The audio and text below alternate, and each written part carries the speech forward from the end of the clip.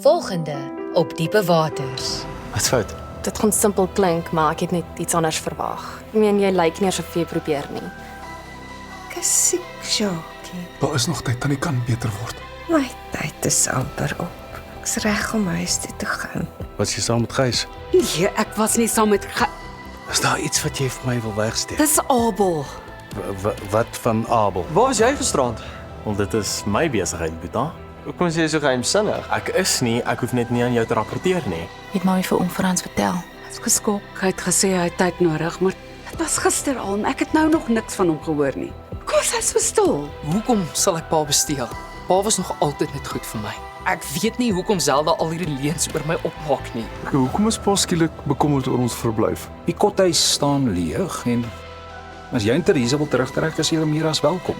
Is alles alright? Ja, ek's net moeg. Jy is seker, dit lyk asof iets op jou hart het. Frans, ek het iets wat jy moet hoor. Kan ons ontmoet?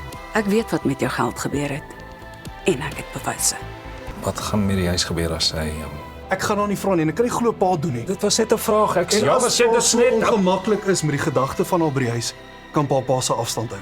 Kyk hoe lyk pa. Het iets gebeur? Ja. Ek weet jy het my geld gesteel. Hoekom is jy so ontstel? Want ek hou van jou. Maar toe sweep Marco en voor ek enigiets kon doen.